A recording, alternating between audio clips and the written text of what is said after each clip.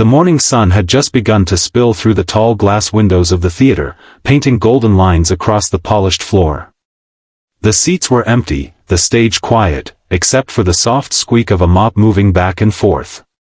That's where we find Ramon Santos, a Filipino immigrant in his late 50s. He wore a faded blue janitor's uniform, his name patched slightly frayed. Every morning, long before the world woke up, Ramon came here to clean the stage where dreams were born.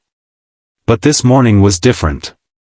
As he worked, he hummed to himself, a tune that seemed to float like magic through the empty hall. It was "Can't Help Falling in Love," an old Elvis song he'd sung thousands of times back home in Manila. His voice was rich and tender, echoing with stories of love, loss, and hope. A stagehand walking by stopped mid-step listening. He turned slowly toward the man with the mop, eyes wide. He said. "You sound exactly like Elvis." Ramon looked up startled. A shy smile crept across his face. I just sing to make the morning lighter," he replied in his soft Filipino accent. He didn't say that he used to sing every night in a small bar by the sea. Before life pulled him across the ocean to support his family, before the years of quiet work and homesickness dulled the shine of his once bright dream. He just dipped the mop again, still humming.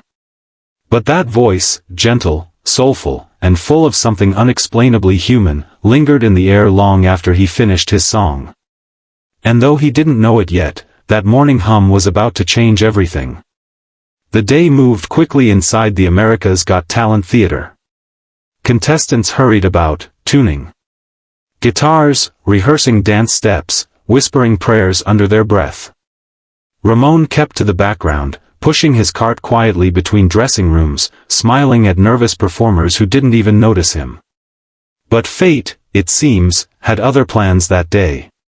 Just an hour before filming, a producer rushed down the hall, phone in hand, looking flustered. One of the contestants had dropped out, sick, unable to perform. The schedule was in chaos. Then, from somewhere behind the curtain, she heard it again. That voice. Ramon was singing softly as he cleaned, not knowing anyone could hear. She stopped, eyes lighting up. "That voice," she whispered. "That voice." Within minutes, she was standing in front of him. "Ramon, right?" "The janitor." He straightened nervously. "Yes, ma'am." "Did I do something wrong?" "Wrong." She smiled. "No, you did something very right.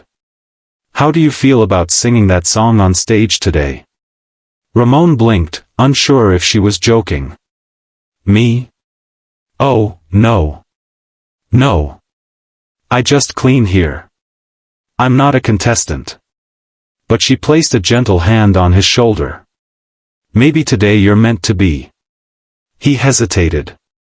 The thought of standing on that big stage under those lights before Simon Cowell, it made his stomach twist.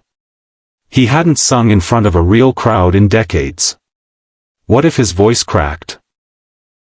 What if they laughed? Then from behind him, one of the young singers, maybe no older than 20, handed him a guitar. "Sir," she said softly, "go show them what dreams sound like." Ramon looked down at his rough, calloused hands, the hands of a man who'd worked a lifetime. Slowly, he nodded. "All right," he whispered. "For once, let me try."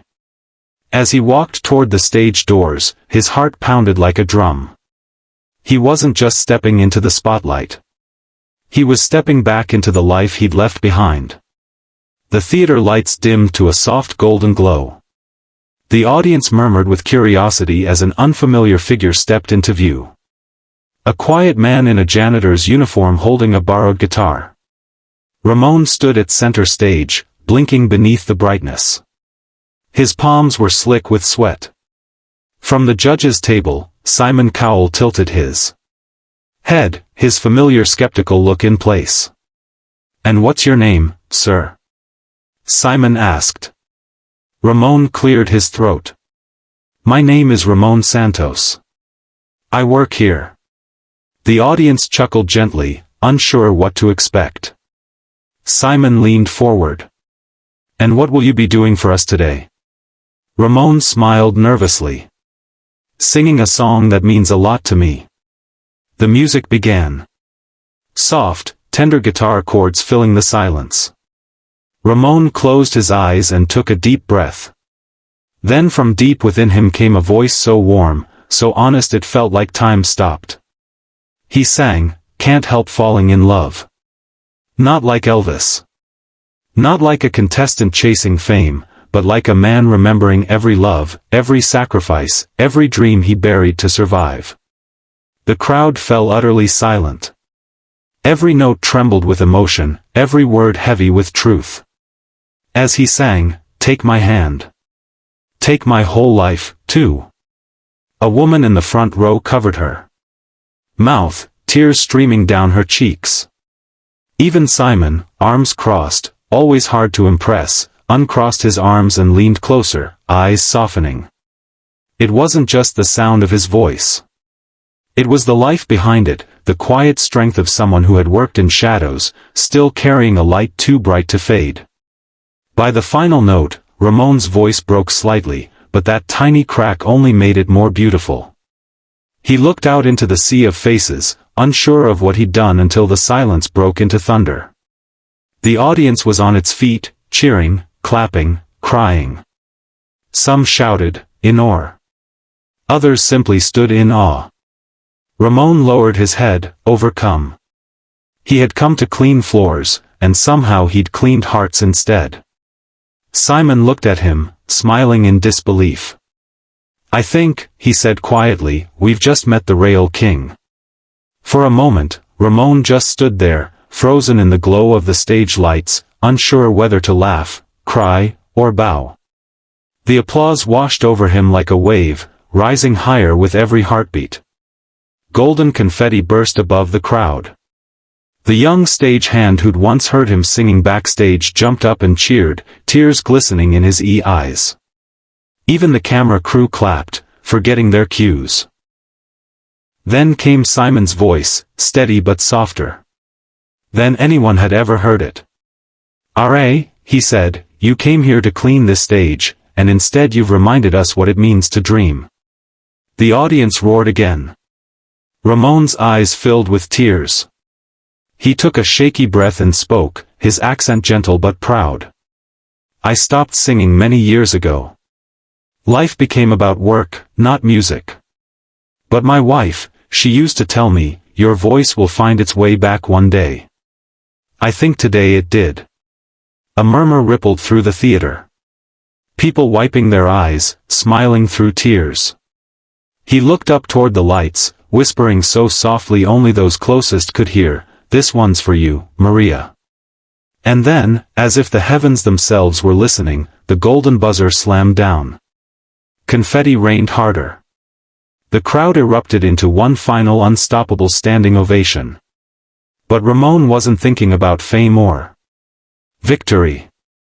He was thinking about every morning he'd mopped those same floors, humming songs no one heard. Every letter he'd sent home.